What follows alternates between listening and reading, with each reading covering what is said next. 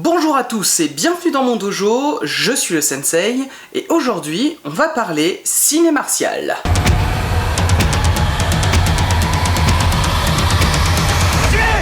Et aujourd'hui on va revenir sur l'un des plus célèbres quatuors de la pop culture, parmi les ninjas les plus connus du monde entier.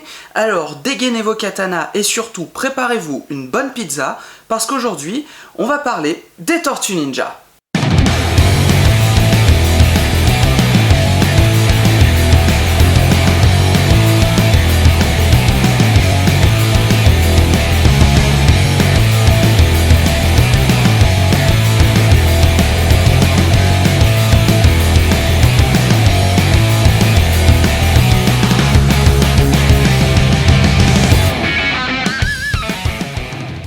N'a jamais entendu parler de ces 4 tortues, chevaliers d'écailles et de vinyle, ou même vu au moins l'un des épisodes des très nombreuses séries sorties sur le sujet depuis la toute première sortie en 1987. Kevin Eastman et Peter Laird ont créé en 84 avec les Tortues Ninja une franchise, une filiale, un univers qui ne cesse de passionner les petits comme les grands au travers de leurs nombreuses itérations, qu'elles soient en comics ou en adaptation, jeux vidéo ou encore films, séries d'animation et j'en passe. Et certaines de ces adaptations sont devenues avec le temps totalement cultes si elles n'ont pas été cultes dès leur sortie d'époque. Mais en fait, depuis qu'elles existent, les tortues n'ont jamais vraiment cessé de faire parler d'elles. On peut par exemple parler du film d'animation Les Tortues Ninja Mutant Mayhem qui est sorti en 2023, qui était plutôt sympa et qui a été bien accueilli, et il avait un style d'animation hérité des derniers films d'animation Spider-Man. Mais les Tortues Ninja, elles font aussi parler d'elles en jeux vidéo assez régulièrement. Par exemple, elles ont récemment été intégrées au jeu Fortnite, ou encore, ces dernières semaines, on peut voir popper un petit peu partout sur les réseaux sociaux une pub pour le jeu Red Shadow Legends où les Tortues Ninja ont été intégrées. Et tout ça, bien entendu, ça se fait en parallèle des sorties comics qui n'ont jamais complètement cessé et qui continuent d'être publiés assez régulièrement. Une licence encore bien vivante et qui suscite toujours autant d'intérêt auprès des fans.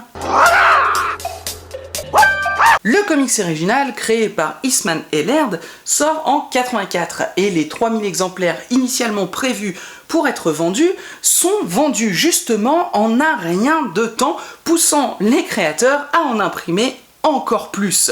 Le succès est au rendez-vous, c'est indéniable, à tel point que certains créatifs ne se font pas attendre pour montrer leur intérêt. C'est le cas notamment de Bobby Herberg, qui va assez rapidement aller voir Eastman et Laird pour leur montrer son intérêt dans le fait de créer une adaptation en live action pour le cinéma. Il va donc voir Eastman et Laird au sein de leur société Mirage Productions, qu'ils avaient initialement créée pour pouvoir auto-publier leurs comics, et leur explique tout son intérêt. Eastman et Laird sont d'abord relativement sceptiques, mais il sait les convaincre et il lui donne le feu vert pour aller chercher des financeurs, des producteurs qui lui donneront du flouze pour pouvoir démarrer le film. Problème, personne ne veut prendre le risque d'adapter les Tortues Ninja au cinéma. Pour rappel, à ce moment-là, aucun jouet n'est encore prévu malgré le succès des comics et la série d'animation n'existe pas non plus. Les producteurs trouvent le scénario, l'univers trop bizarre et beaucoup trop casse-gueule pour pouvoir être adapté correctement au cinéma et personne ne pense que ça puisse marcher. Malgré tout, Herberg persiste et finit par rencontrer les représentants américains de la Golden Harvest. Pour rappel, la Golden Harvest, c'est une boîte de prod hongkongaise spécialisée dans le cinéma d'arts martiaux. C'est notamment eux qui ont révélé Bruce Lee et Jackie Chan, pour ne citer qu'eux. Et eux, ils sont carrément chauds pour produire le projet. C'est tout à fait dans leur ADN, et en plus, c'est le genre de film qu'ils sont capables de produire pour une bouchée de pain. En plus, ça tombe bien parce qu'à ce moment-là, la Golden, elle est justement en train de travailler avec un réalisateur britannique aux États-Unis qui leur sert de consultant, Anthony Minghella. Et Minghella, il va les orienter vers un tout jeune réalisateur, Stephen Barron, avec qui il a déjà pu travailler sur la série télé The Storyteller. La Golden contacte alors Barron et lui parle du projet Et ça tombe bien, encore une fois, parce que Stephen Barron, lui, il est ultra fan de la BD et il saute sur l'occasion. Et comme le monde du show business, il est tout petit et que le hasard, parfois, fait très bien les choses, justement, sur cette série télévisée The Storyteller, Stephen Barron, il travaille avec un certain Jim Henson et sa société de fabrication de marionnettes et d'animatroniques. Bon, normalement, si vous connaissez un petit peu le cinéma, vous avez déjà vu son travail, puisque Jim Henson est l'un des papas des Muppets et qu'il a également créé Dark Crystal et travaillé sur le film Labyrinthe de Ridley Scott. Donc, ouais, c'est pas la moitié d'un. Et donc, Jim Henson, il est aussi mis sur le projet et il créera donc les costumes des Tortues Ninja et la marionnette de Splinter. Le film va alors bénéficier d'un petit budget de 13 millions de $, et le scénario va essentiellement se concentrer sur le comics originel. Le truc, c'est que pour le coup, les Tortues Ninja, elles ont continué de faire leur petite vie en parallèle en fait, ça s'est pas arrêté. Et la hype, elle a continué à augmenter.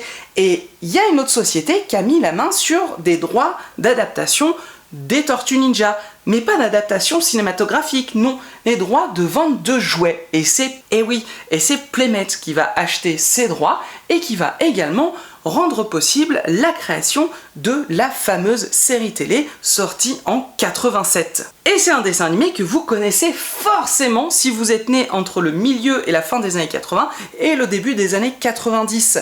C'est un des dessins animés avec probablement l'un des meilleurs génériques de dessins animés qui existent encore aujourd'hui. Ah non, mais cherchez pas, il n'y a pas de débat. C'est un fait avéré, une vérité absolue, valable dans tous les univers et dans toutes les réalités. Et justement, ce dessin animé, il a un méga succès auprès des gosses, tout comme les jouets, bien évidemment. Et de ce que j'ai compris, c'est la société New Line Cinema qui rejoindra le projet en route et qui sera chargée de distribuer le film à l'international, qui va demander à Stephen Barron et à Bobby Herberg d'intégrer des éléments du dessin animé à l'intérieur de leur film. Puis bon, soyez honnêtes, mais à ce moment, tous les gosses du monde connaissent les Tortues Ninja grâce à l'image renvoyée par le dessin animé.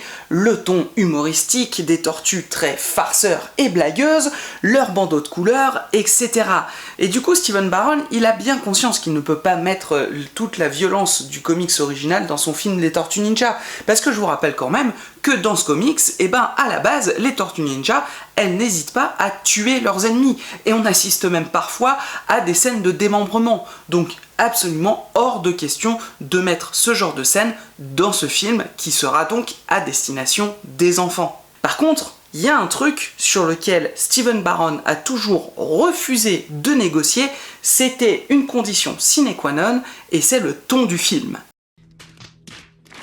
Steven, lui, il veut garder un ton sérieux, même s'il sait qu'il est obligé de faire un film qui soit largement moins violent que la BD originelle. Il veut garder cette tonalité plus sombre de la BD d'origine qui lui a fait aimer les Tortues Ninja. Il veut ça non seulement pour coller à la tonalité de la BD d'origine, mais également pour respecter le propos du film. Parce qu'on parle quand même d'un film qui raconte l'histoire d'une organisation criminelle plus que centenaire qui embrigade des gamins pour commettre leurs frasques. Du coup, Barron ne lâche pas le morceau et les studios sont bien obligés de lui accorder ça. Aussi, le seul véritable apport humoristique du film, il viendra des tortues en elles-mêmes et un peu de Casey Jones. Bon oui, c'est vrai, il y a aussi Splinter qui fait une petite blagounette à la fin. Le rôle d'April O'Neil est aussi modifié pour coller au dessin animé, puisque avant ce dernier, dans le comics d'origine, April n'est pas journaliste. Elle était en réalité l'assistante du docteur Baxter Stockman au sein de son laboratoire. De son côté, Jim Henson et son atelier sont donc engagés pour créer les costumes et animatroniques du film. Il y aura donc d'un côté la marionnette de Splinter et de l'autre côté les costumes des 4 Tortues Ninja. On aura une première version des costumes qui sera dotée d'une technologie télécommandée animatronique afin de pouvoir faire bouger les visages des tortues et leur faire avoir des émotions réalistes et humaines, mais pouvant également contenir les acteurs. Les costumes doivent donc être à taille humaine. Et on aura également une autre version de ces mêmes costumes, sans l'animatronique, qui sera également plus souple et qui servira aux doubleurs et aux cascadeurs pour toute la partie action et combat du film. Bon, et c'est bien beau tout ça, mais du coup, il parle de quoi ce film au final ? La criminalité est en hausse à New York. Une vague de vols et de disparitions d'adolescents saisit la ville depuis quelque temps. Des vols et cambriolages qui se produisent avec une vitesse et une expertise presque jamais vues auparavant et qui impliquent presque tous, au moins pour partie, les adolescents disparus. C'est en tout cas ce que pense la journaliste April O'Neil, qui y voit les réminiscences d'un ancien clan de ninjas du Japon féodal, le clan des Foot.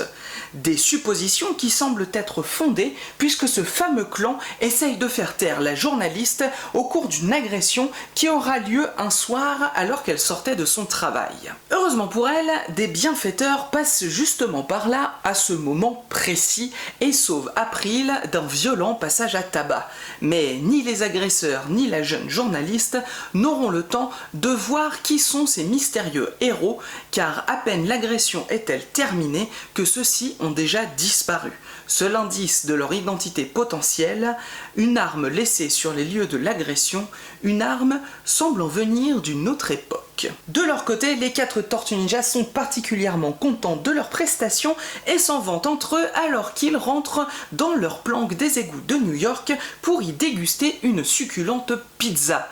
Malheureusement, Raphaël, le plus taciturne, bougon et bagarreur des 4 frangins, a perdu l'un de ses sailles sur les lieux de la bataille. Déçu par sa prestation, Raphaël décide de sortir à nouveau totalement incognito, enfin, autant que peut l'être une tortue géante humanoïde en trench coat, pour aller voir un film au cinéma.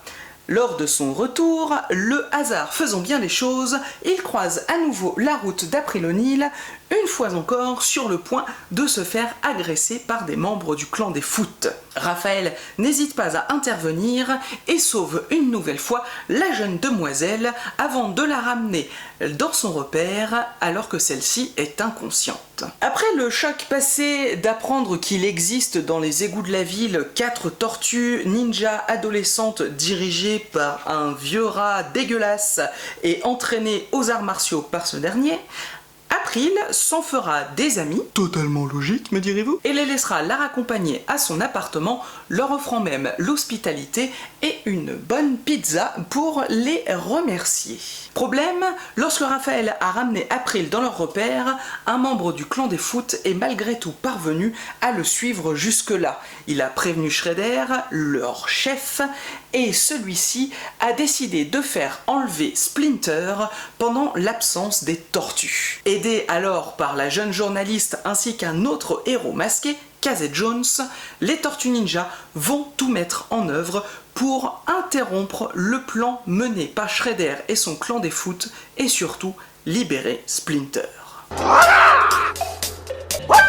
C'est finalement en juillet 89 que débute enfin le tournage du film pour une durée très courte de seulement 3 mois, ni plus ni moins, sans aucune possibilité de rallonge. Et d'ailleurs, ça va poser problème à Steven Barron, qui, avec Peter Herberg, vont devoir retravailler le script après le tournage et au montage afin de pouvoir faire coller le film dans son ensemble pour combler tout ce qui n'a pas pu être tourné, car d'après lui, beaucoup restait encore à tourner pour terminer le film concrètement. Et sincèrement, bah si c'est vrai, franchement ça se voit pas du tout. Le film est vraiment super comme ça, mais on va y revenir. Et donc pour gérer les tortues sur le tournage, on a à chaque fois un acteur à l'intérieur du costume et un opérateur qui va faire fonctionner le visage à l'aide d'une télécommande. Leonardo et Michelangelo sont tous deux les seuls personnages à bénéficier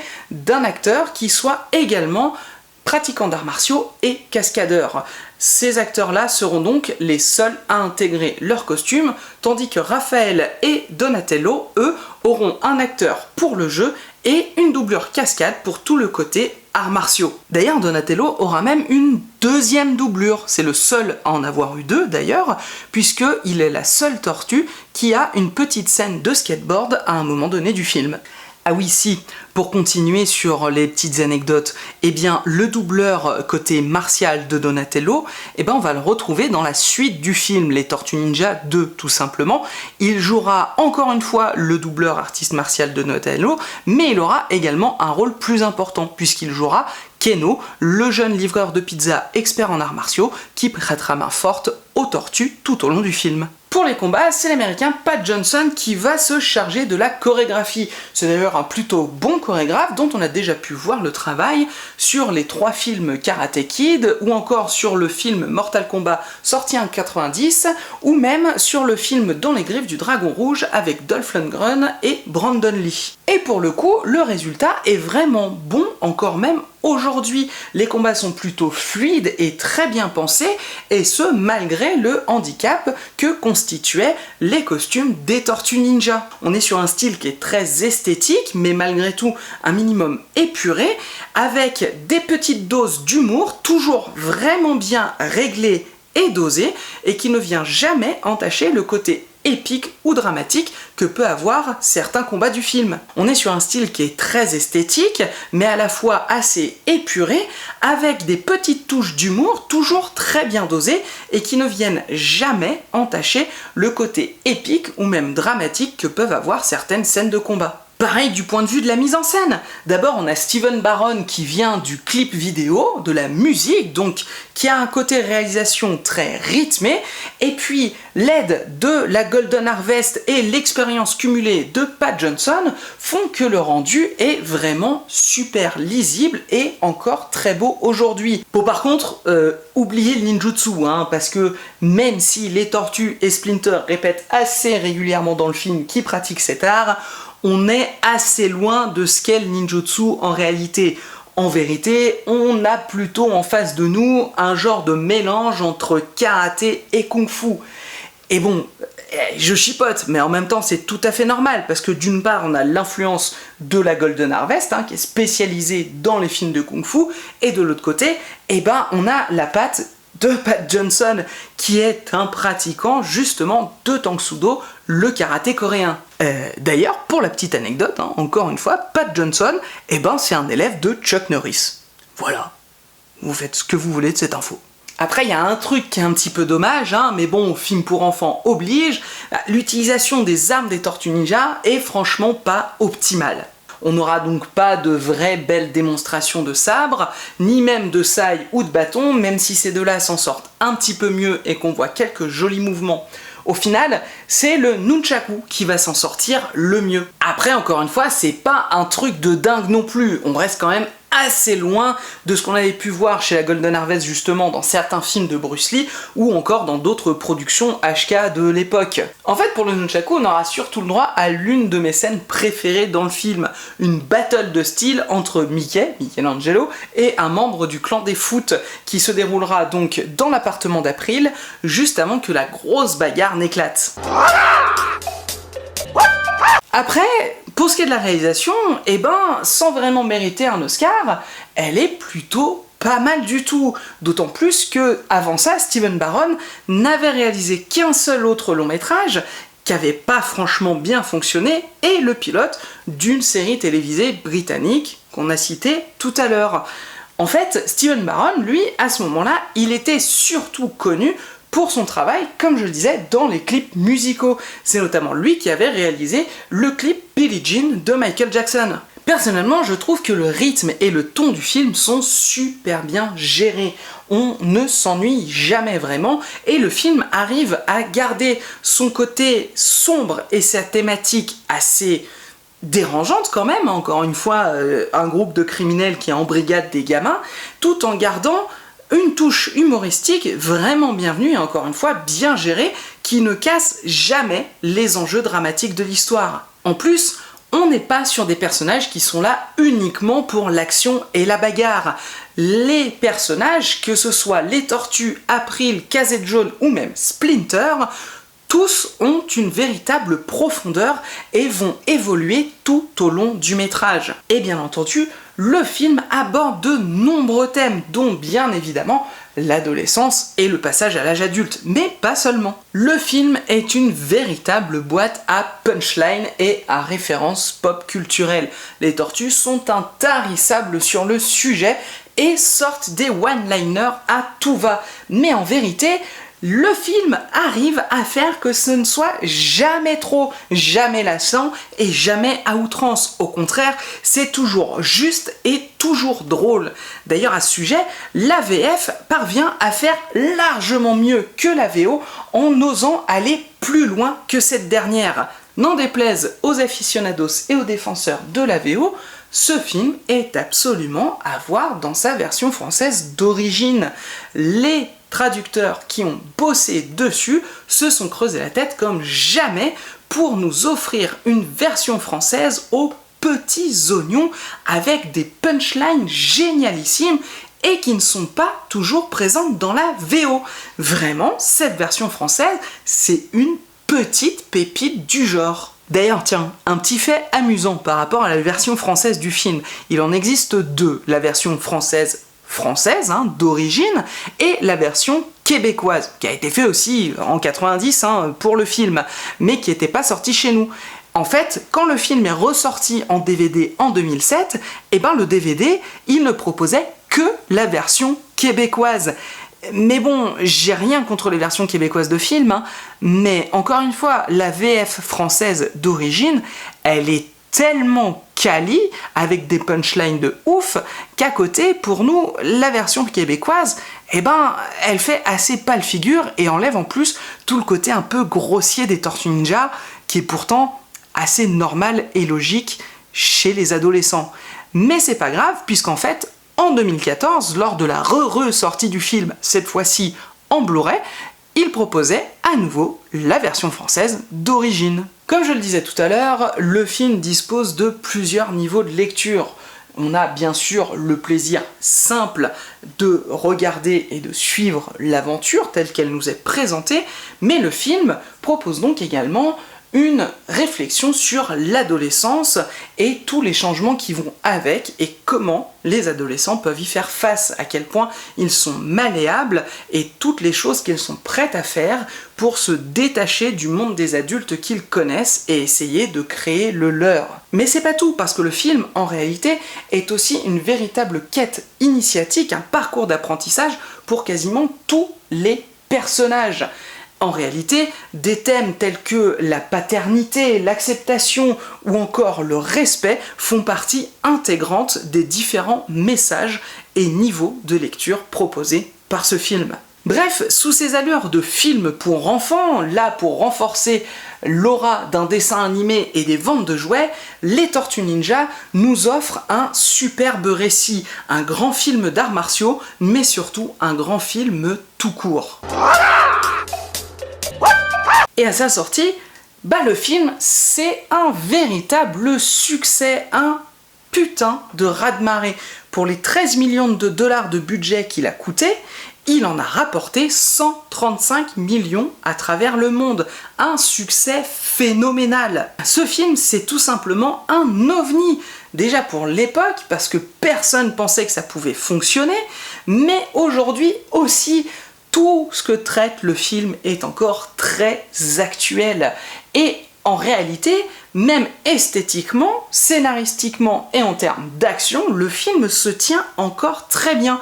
Il vieillit encore très bien et les costumes des tortues, franchement, rendent encore très bien. Même si on peut commencer à y voir quelques défauts de ci, de là, je préfère largement ça à un rendu CGI assez dégueulasse. Franchement, si vous avez encore jamais eu l'occasion de voir ce film, si vous l'avez encore jamais montré à vos enfants, si vous n'avez pas d'enfants mais que vous avez déjà vu ce film il y a longtemps ou que vous l'avez vu hier, franchement, arrêtez de réfléchir.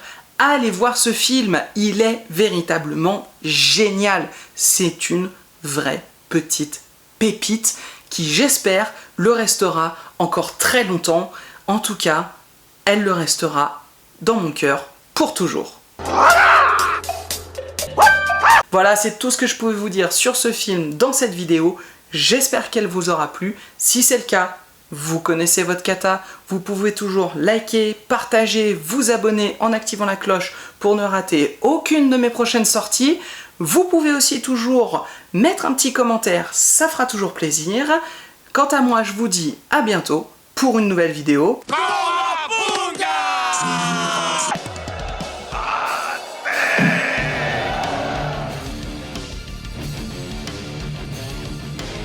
Be formless, shapeless, like water.